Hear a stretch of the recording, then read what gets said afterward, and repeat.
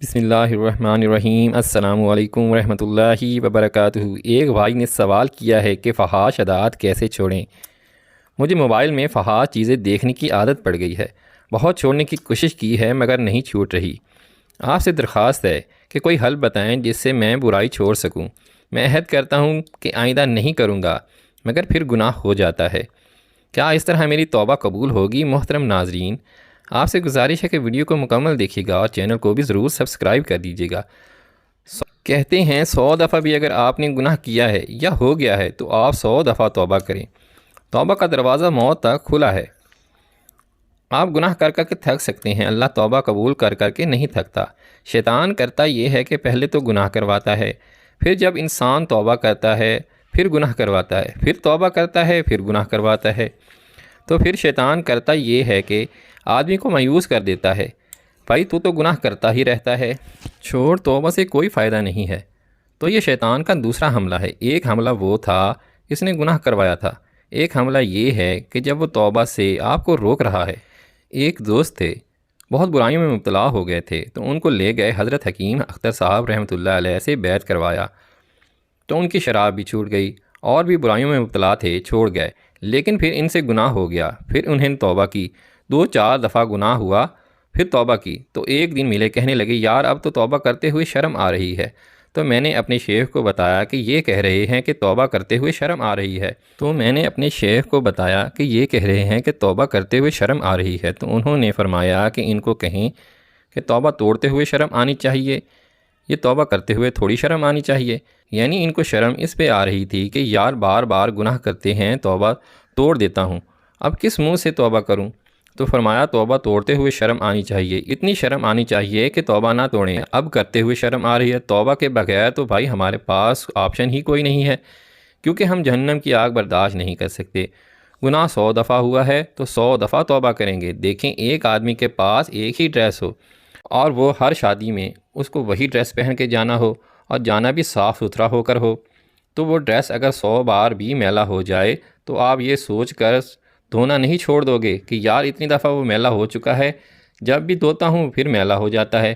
بھائی جب بھی میلا ہوگا آپ کے پاس کوئی دوسرا ڈریس تو ہے نہیں، تو آپ کو اسی کو دھو کے جانا ہے۔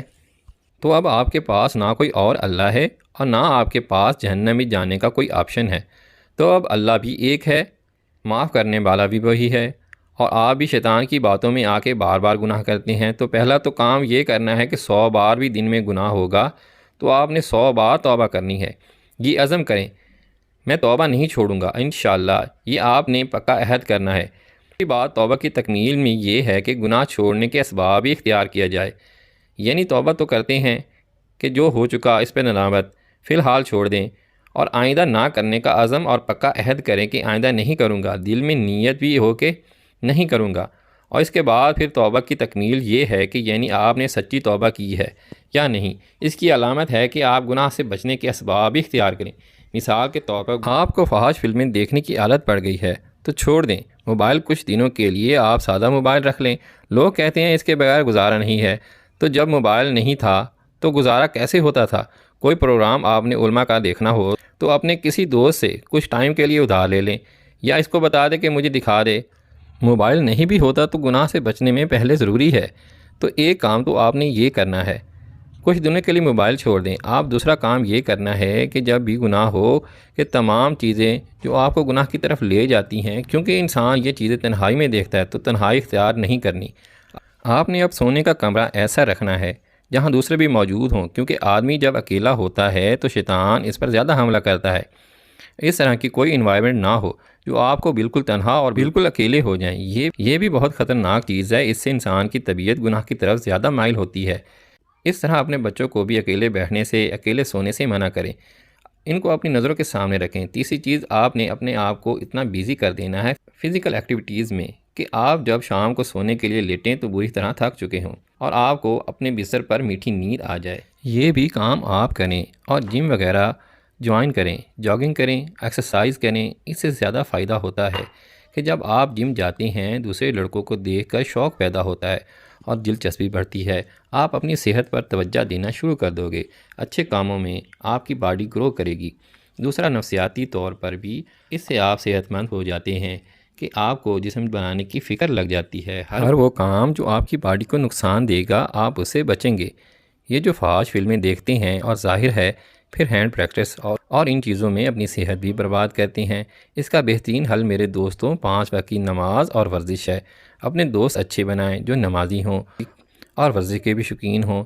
ان چیزوں سے انسان بچ جاتا ہے۔ جم کی وجہ سے فزیکل ایکٹیویٹیز اگر صحت مند رکھیں گے تو ان سے بچ جاتا ہے انسان کو۔ یہ 2 طرح سے بچنا ہے جو میں نے آپ کو بتائی۔ چوتھا نمبر کام آپ نے یہ کرنا ہے، سوتے وقت آپ کوئی اچھی کتاب مطالعے کے لیے رکھیں اپنے پاس۔ یہ تو ثابت ہو گیا کہ آپ کے دل میں نیکی کا جذبہ ہے، کیونکہ اگر آپ اس گناہ کو چھوڑنا چاہتے ہیں تو ہی اس ویڈیو کو دیکھیں گے۔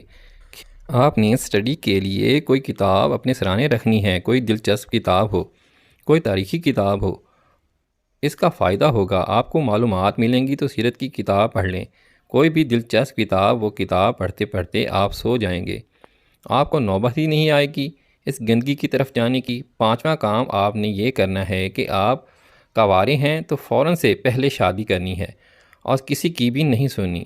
اس میں آپ نے اگر آپ کو اللہ نے وسائل دیے ہیں، آپ کو رشتہ مل سکتا ہے تو کسی کی بھی نہ سنیں آپ۔ اور اس میں ماں باپ کی اطاعت بھی جائز نہیں ہے، بلکہ اللہ نے حکم دیا ہے کہ گناہ سے بچیں۔ اگر گناہ کا خطرہ ہو تو پھر نکاح واجب ہو جاتا ہے، تو فوراً سے پہلے آپ نکاح کریں۔ 6واں کام آپ نے یہ کرنا ہے کہ کسی شیخ سے باقاعدہ اصلاحی تعلق بھی قائم کریں۔ آپ کوئی صحیح بزرگ جو سنت پر چلنے والے ہوں، بدعتی نہ ہوں، علم بھی ہو ان کے پاس۔ تو اگر آپ انڈیا سے ہیں اصلاحی تعلق قائم کریں ان سے، پاکستان سے ہیں یا عرب میں کہیں بھی ہیں تو ان کو بھی بتائیں، اپنے حالات لکھ کر دیں ان سے تاکہ وہ بھی آپ سے گناہ چھڑوائیں۔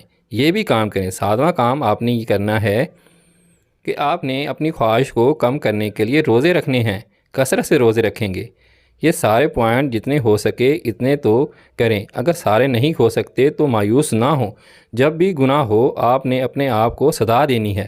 وہ سزا 2-3 روزوں کی صورت میں بھی ہو سکتی ہے، صدقے کی صورت میں بھی ہو سکتی ہے۔ سزا نہ اتنی زیادہ ہو کہ دی ہی نہ جائے اپنے آپ کو، نہ اتنی کم ہو کہ پتہ ہی نہ چلے۔ مثال کے طور پر آپ نے کہا میں سزا پر سزا یہ ہے کہ میں 1 روپے کا صدقہ کروں گا، تو 1 روپے کا صدقہ تو کرتے رہیں گے، سارے دن فحش چیزیں بھی دیکھتے رہیں گے، اور اتنی سخت سزا بھی نہ ہو کہ آپ کہیں کہ 1 کروڑ کا صدقہ کروں گا۔ وہ آپ کہہ رہے ہیں کہ کہاں سے 1 کروڑ روپے، تو اتنی ہو کہ دھچکا بھی نہ لگے اور سزا بھی دی جا سکے اپنے آپ کو۔ تو اس سے آہستہ آہستہ انشاءاللہ یہ برائی آہستہ آہستہ انشاءاللہ چھوٹے گی، اور پھر بھی تیری اس نفس سے کشتی ہے تو تم اگر اس کو پٹخ کر گرا نہیں سکتے تو اب ایسا بھی نہیں ہونا چاہیے کہ ہاتھ پاؤں اس کے سامنے ڈھیلے ڈال دو اور بولو اب تو نے میرے ساتھ جتنا کھیلنا ہے کھیل لو، جو برائی مجھ سے کروانی ہے کروا لو، ایسا بھی نہ کرو۔ تو اس لیے ہمت کریں، انشاءاللہ یہ گناہ چھوٹ جائے گا۔ لیکن جن گناہوں کی لت پڑ جاتی ہے وہ جلدی نہیں چھوٹتے، وہ آہستہ آہستہ ہی چھوڑتے ہیں۔ تو مایوس نہیں ہونا، چھوڑنے کی کوشش کرنی ہے۔ اور اگر کوئی اچھے نفسیاتی ڈاکٹر آپ کے جاننے والوں میں سے ہیں، اچھے ہوں، دیندار ہوں، کیونکہ بعض ڈاکٹر خود آج کل لوگوں کے الٹے کاموں پر لگا دیتے ہیں، اللہ تعالیٰ کی پناہ، ہینڈ پریکٹس وغیرہ پہ خود ڈاکٹر بھی لگا دیتے ہیں، تو یہ تو نیچرل نہیں ہے، اس سے بہت صحت خراب ہوتی ہے۔ کہتے ہیں کوئی صحت خراب نہیں ہوتی، جو صحیح ماہرین ہیں وہ کہتے ہیں اس سے صحت پر بڑا اثر پڑتا ہے، ذہنی طور پر ڈسٹرب ہوتا ہے، بہت سارے اس کے نقصانات ہیں جو ابھی میرا ٹاپک نہیں ہے۔ تو اس لیے کوئی اچھا سا دیندار ڈاکٹر ہو تو اس سے بھی رابطہ کیا جا سکتا ہے انشاءاللہ، اور پھر دعا بھی کی جائے۔ سب سے اہم چیز تبلیغ میں اگر وقت نکالیں گے تو وہ بھی بڑا فائدہ ہوگا انشاءاللہ آپ کو۔ تو آہستہ آہستہ یہ آپ سے فحش عادات چھوٹ جائیں گی اور اللہ آپ کو بہت اجر دے گا، کیونکہ جس زمانے میں جو گناہ پھیل جائے اور کوئی اس گناہ سے بچے گا تو پھر اللہ کے ہاں اس کی ویلیو بہت زیادہ ہوگی، کیونکہ قرآن کہہ رہا ہے میرے شکر گزار بندے تھوڑے ہیں۔ تو جو تھوڑی چیز ہوتی ہے اس کی مارکیٹ میں قدر ہوتی ہے، تو اللہ کے ہاں بھی اس کی قدر ہوتی ہے۔ جو تھوڑی چیز ہوگی اللہ بھی اس کی قدر کرتا ہے۔ شکر گزار لوگ، یہ گناہ سے بچنے والے لوگ، فحش عادات سے بچنے والے لوگ تھوڑے ہیں۔